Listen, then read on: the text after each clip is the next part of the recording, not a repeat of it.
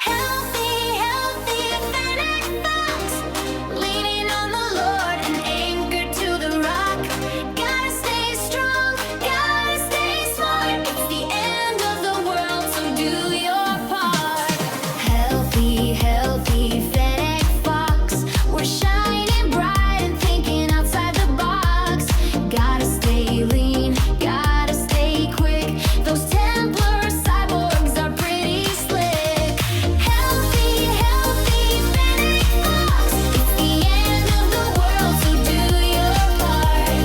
Gotta stay strong, gotta stay smart.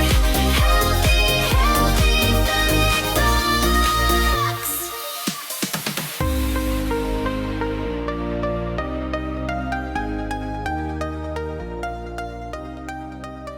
All right. Well, welcome to the final part, which is aging.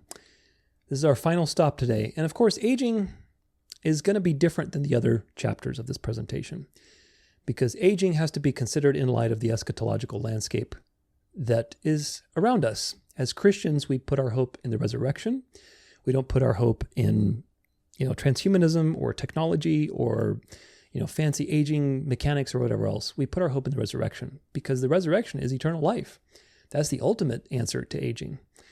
However, there is also some important things that we can take from the study of aging because there are things that make you age faster and also affect everything else, like your gut, your thyroid, your adrenals, and everything else, which affects your general health and your experience of life.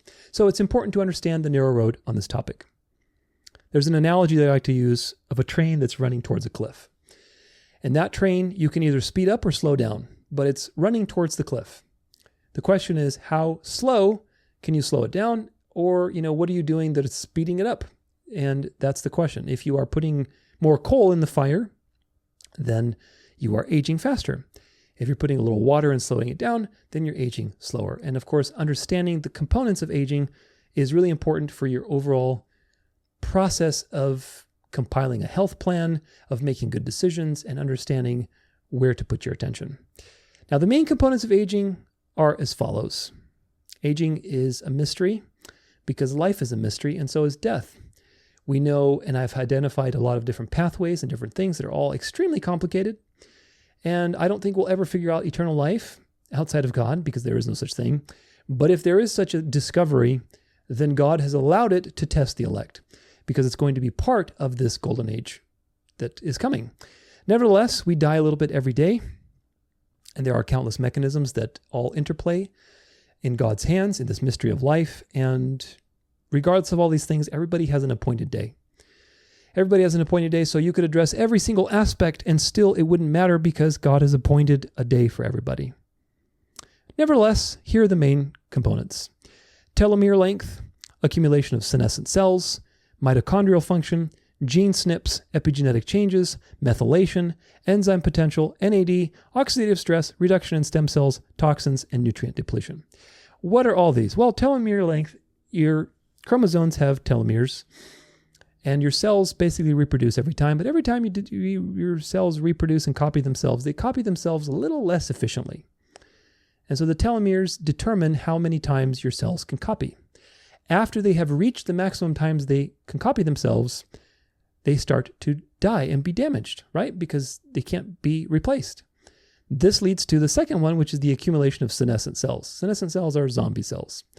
And the accumulation of these cells over time, because they are basically empty warehouses that are just spewing toxins, overwhelms the body's defense mechanisms, and we age and die. Mitochondrial function. The mitochondria are your energy powerhouses, and they diminish over time, depending on a variety of factors, anywhere between 3% to 8% or something like that every 10 years. And so by the time you're 60 or 70, your mitochondrial potential compared to when you're 20 is very different.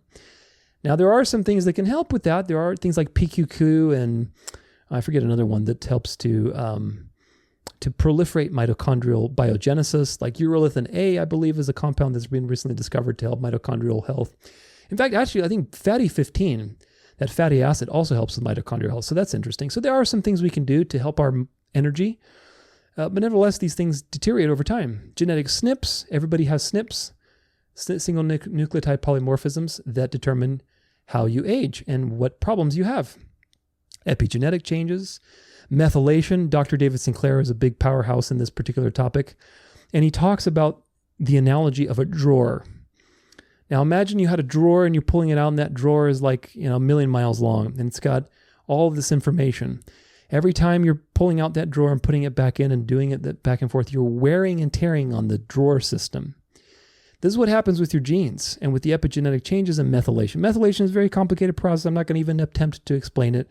But methylation is kind of like the switchboard of your body, of your gene code. And methylation determines when something is turned on and turned off. And this action of methylating and unmethylating your DNA and expressing genes, that gets worn out over time. And that contributes to aging. Enzyme potential. Well, enzymes are all over the body. They do all kinds of things, but enzyme potential decreases as we age. So your body has less enzymes to deal with protein repairs in creating the proteins it needs, in healing inflammation, so on and so forth. So that decreases. NAD decreases as we age. NAD is a compound you can take now with liposomal NAD. I sell it in the store to help as a cellular food. NAD is the basic molecule for energy that your cells use for various chemical reactions. It decreases as we age. And now with technology, we can take liposomal NAD and have that as a supplement as we age, especially after 40. Oxidative stress from a variety of toxins and issues, reductions in stem cells as we age, toxins, nutrient depletion, all of these things. You have a war on a million fronts. So they're happening simultaneously, and it's impossible to hack the process. It really is. There are many things that we can do to extend health span, but you're not going to find a cure to aging unless you go to Jesus Christ. And that's what I have come to realize, because I was very much stuck in the new age and personal growth and putting my trust in all these things and, so on and so forth as I've described. But nevertheless, it's not possible. The more you study about all these mechanisms, how complicated they are. God, they're so complicated.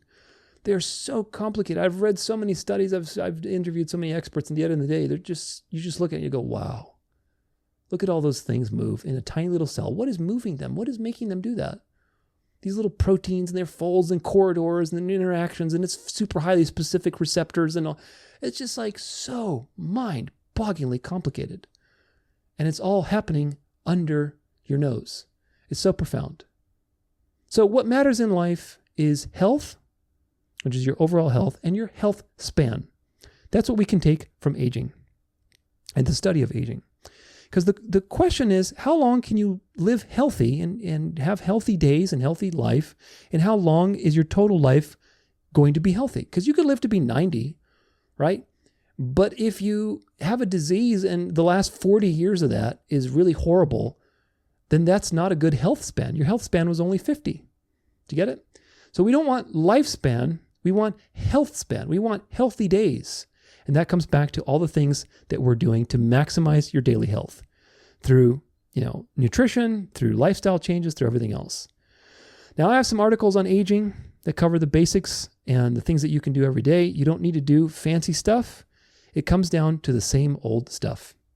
Reduce your inflammation, eat nutrient-dense, not calorie-dense foods, stabilize your sleep, optimize your gut, optimize your oral health, optimize your thyroid and adrenal health, sex hormones, and stay active. If you can do those things, you'll be in good shape. You really will. You don't need to do any fancy stuff. Of course, there's some, other things you can do on top of that. But the reality is, if you're doing these things consistently, which most people do not, you're going to be in good shape. You really will. And if you want to push it to the max, then there are other things you can do. But nevertheless, even the top 2 studies on longevity, or the top studies on longevity, have found the top 2 reasons are not diet and exercise. Diet was number 3. The top 2 are having fulfilling relationships and acting on your purpose and having some sense of purpose and connection to that purpose. And of course, God has given us each a purpose. And if we are ignoring that purpose, you're going to live in resistance. So have good relationships, contribute to others, have a life of value and contribution and purpose, and you will feel the effects on your aging train, guaranteed. You'll feel happy, you'll feel fulfilled. That's what it's all about. It's amazing how these things can impact epigenetic changes, and then suddenly your proteins are expressing differently and your digestion is better and whatever else, all from having something you're motivated to do. It's truly profound. So aging is a very complicated thing.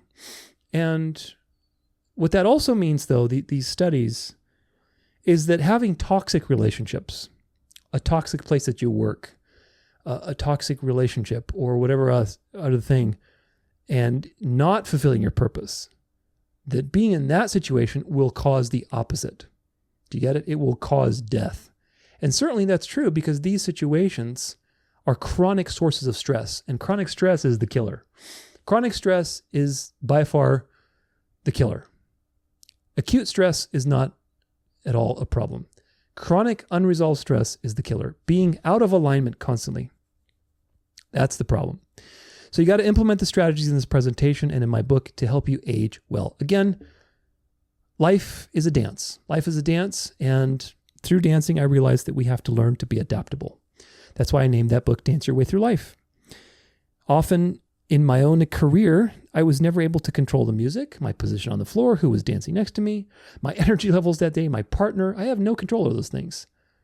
But I still had to perform, and I had to make it seem like it was the best performance ever. I still had to do the choreography. So this taught me how to be resourceful, persistent, and adaptable. That's what dancing your way through life means to me. That's why I named that book what it means. Because it's about being resourceful with what you have, whether it's a small budget or what you already have already and using it and taking action, persistent, don't give up, and being adaptable, being able to change and learn new information and adapt and so on. We may not be able to control everything. Certainly we don't. We don't control the music, but we can control how we dance to it.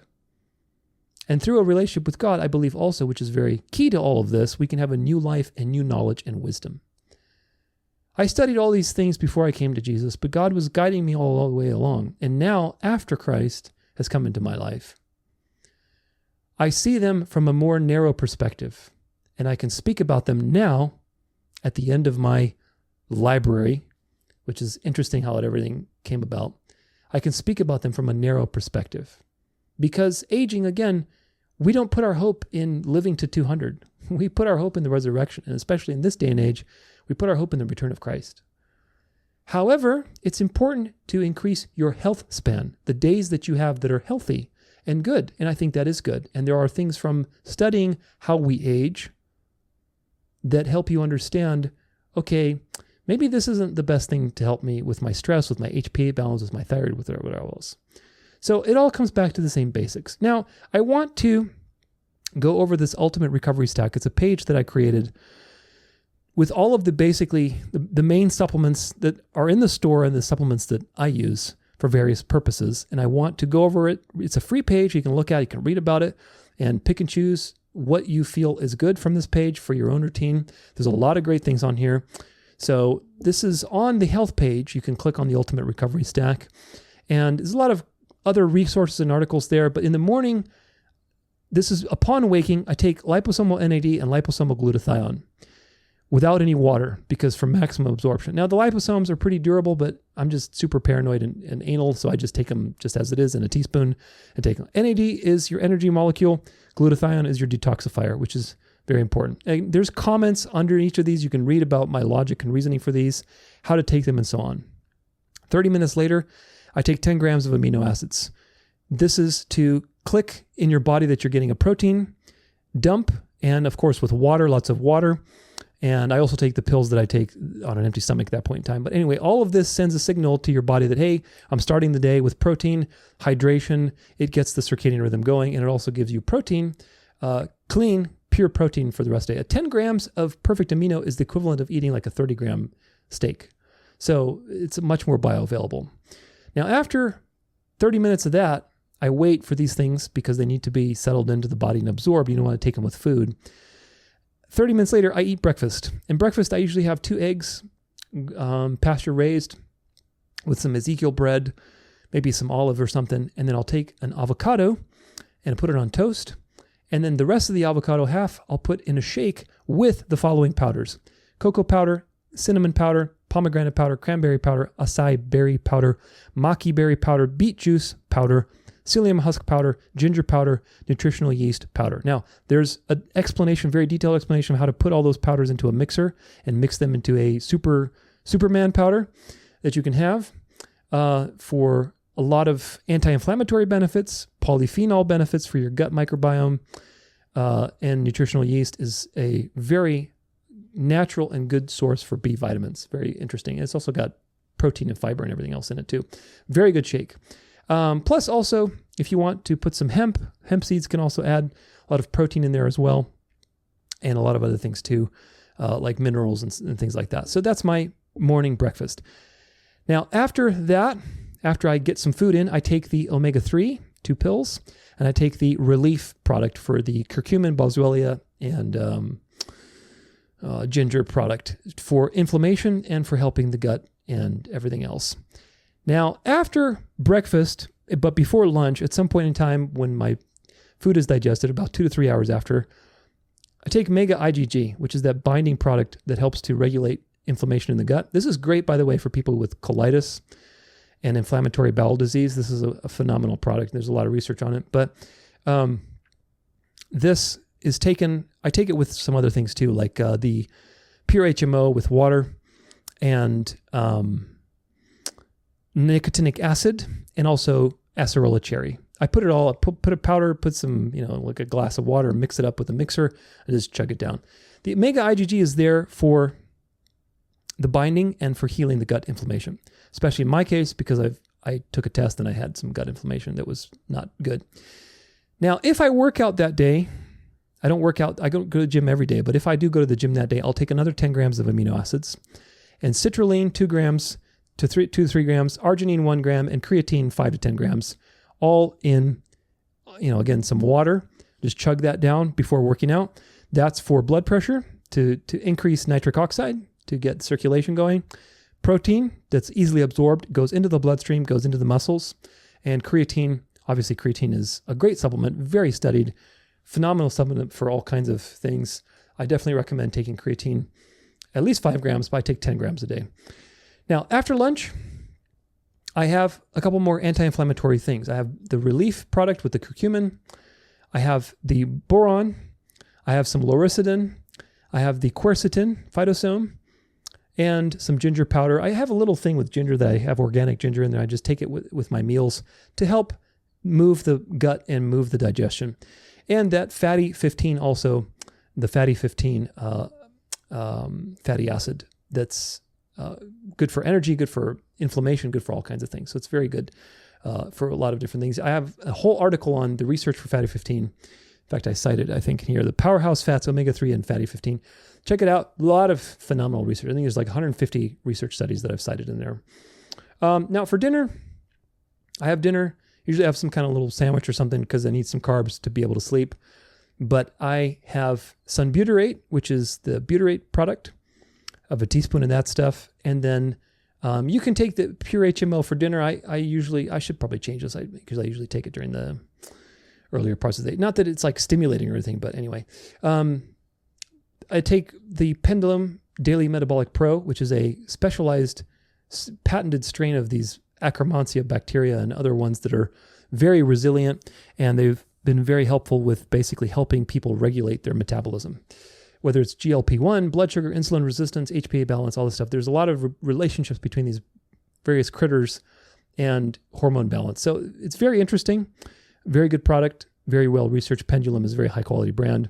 That's why I decided to stick with them. And of course, a little bit of ginger powder for that. Now, before bed, what are you doing? This thing is not, there it is. Okay. Wasn't scrolling for some reason. Before bed, that's right before bed. So I wait for digestion to happen because I don't want the digestive juices and enzymes and acid to really break down these probiotics. I want them to just basically have the highest chance possible. Now, the Pendulum products, they say that their capsule is acid resistant, so they tell you to take it with food. So there's that. But anyway, before bed, I take seed probiotic. I take 2 pills of that. I take 2 pills of the Megaspore probiotic, which is the spore biotic, which is the acid resistant one, the transient ones. I also take a product called Florophage, which is a fascinating product, which basically they use the bacteriophages to attack the bad microbes. It's a selective antimicrobial, which again is great. Like if you take garlic or, oregano oil, these things are very like bazookas, okay? They take out everything, which is not good. Fluorophage is a selective antibiotic in the sense that these bacteriophages attack the bad bugs specifically, and they destroy them, and then all their nutrients spill out, and then the other bugs eat them. So that alone just entertains me. So I do that, once every night with 1 or 2 pills. Glutamine also is very good. Glycine is very good. Slippery elm, marshmallow root, taurine, and taurine or taurine powder. I usually do the powders because they're way cheaper than the pills. And you just mix all that into a mixture. Again, I'll give you the recipe here. And that's great for inflammation, great for sleep, great for helping the gut heal, especially the glutamine, the slippery elm, and the marshmallow root. Taurine is great for sleep, and so is glycine, and they're both adaptogenic amino acids. They help with a lot of different things. Taurine and glycine are very, very fascinating amino acids with practically no side effects, and you can take them in therapeutic doses. So that's pretty much the thing. Now, you can do as much of that as you want. Certainly, all of these strategies are based on research. They're very low risk. They're very high reward. Everything here is geared towards helping you minimize inflammation, maximize recovery, and optimize your gut health. And all these are very powerful and potent products. They're very good. Depending on your budget, your time, your goals, you may do all or part of this in every which way. I certainly provide you with all the research there and the evidence and the recipes and everything else that you may need. You do not have to do all of these things to have a healthier life. You don't. I give you the maximum because I'm a perfectionist and I do everything to the max that I possibly can. You can incorporate just a simple mineral and vitamin plan with a couple of these products, especially depending on what your given issues are. If you have gut health issues, then you have plenty of options to support yourself and just have healthy eating habits, healthy exercise routine, consistent circadian rhythm, circadian routine, everything else, and do very well. The key is about having consistency and doing it every day. So, final thoughts with all this stuff. It's funny now, 5 years later or 6 years later after the fact of this season of mine, that these things are finally finding their fruition. I wrote that book, 5-6 years ago. At the time of this recording, I started writing it. I worked very hard. I worked very hard on my health platform, on the health book, but nothing ever really came of it. And nothing ever came of it because I think God had in mind for this material to edify the Christians who would need to know these things and be edified by them in the end of times. And that's just what it is. I've grown this platform on YouTube. Of course, God has grown it, but it's grown over time through all the eschatological work, through the news, videos and everything else that people like to do.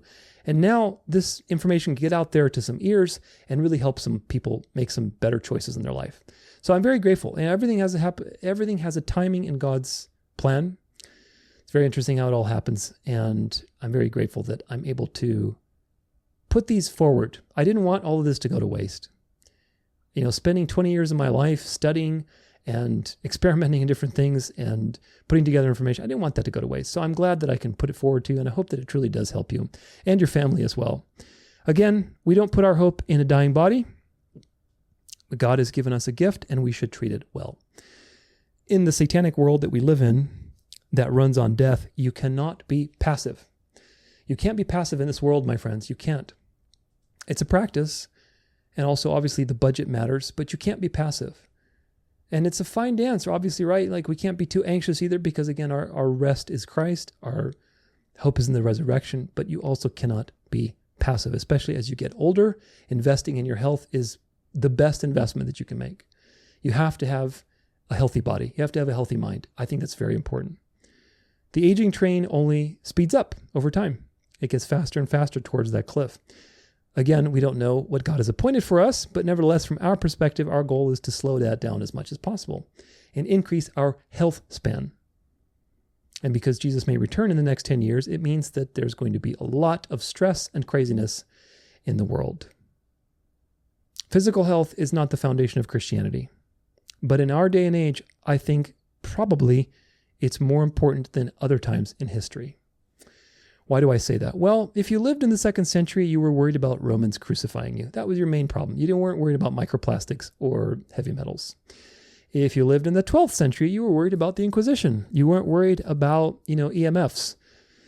But, if you lived any other time, you were worried about famine, you were worried about war, pestilence, persecution throughout time. In our day and age, we live in the Laodicean church. We live in the wealthy church, where there is abundance and ease and comfort. And along with that also comes greed and its effects. And human greed is at its maximum, my friends. And human greed has created all sorts of problems that you are probably already aware of, and hopefully you've become even more aware of now through this presentation.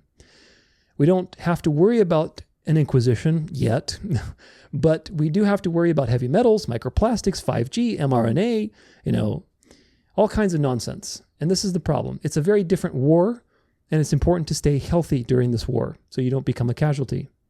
So I hope that this information has helped you. I hope it's edified you. I hope it's given you new things to think about. And certainly there's plenty of tools and free resources on the website, in the book, in these various supplements. Obviously, these aren't free, but, these are things you can learn about and then make an informed decision as to what is going to work for you. And again, I'm happy to give you advice on, how to use these things or how would you incorporate them in your own life. You can feel free to message me or email me at tudor@danceoflife.com. I'm happy to help you and answer questions to the best of my ability. But nevertheless, health is a journey. It's a real journey, and it's one that ends when Jesus returns. Until then, it's a journey of discipline and also of faith and trust in God. Because again, there's some things that you're just going to struggle with regardless. So until then, it's a dance, my friends. It's a dance, and hopefully I can help you dance your way through life. God is sustaining us and also withdrawing some sustenance every now and then so that we can experience necessary trials. God sustained my life, and he sustained my health very much. I'm grateful to God that I don't have diabetes, high blood pressure, stroke, any kind of crazy thing. But God has withdrawn some sustenance from my life, withdrawn some sleep, so that I struggle with that and really lean on him and really trust in his plan for my life.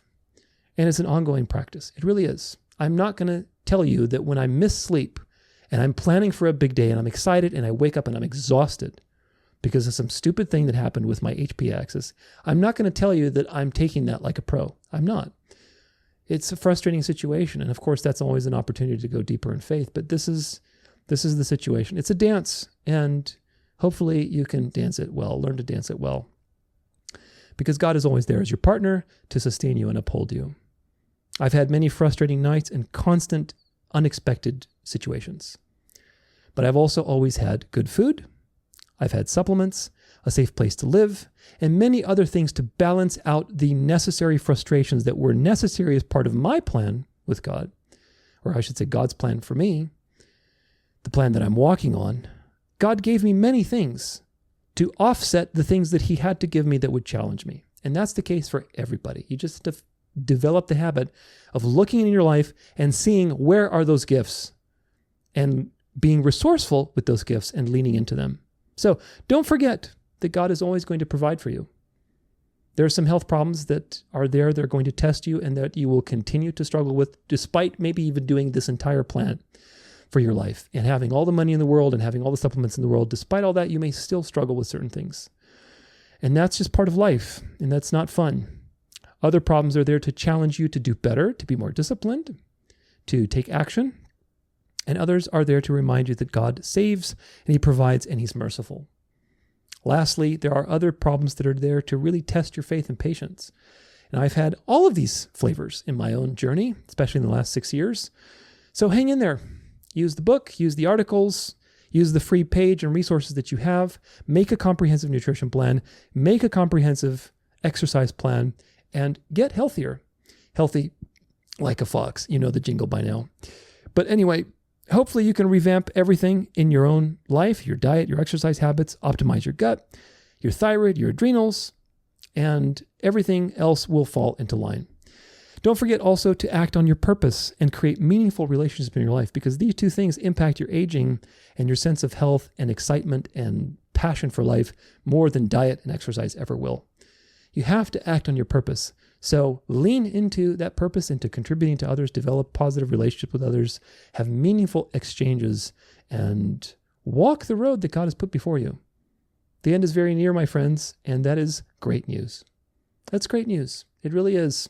So we look forward to that day and trust in God for sustaining us until that time. So hopefully, until that time, you're not just walking, but you're dancing. Take care. We'll see you next time. God bless. Healthy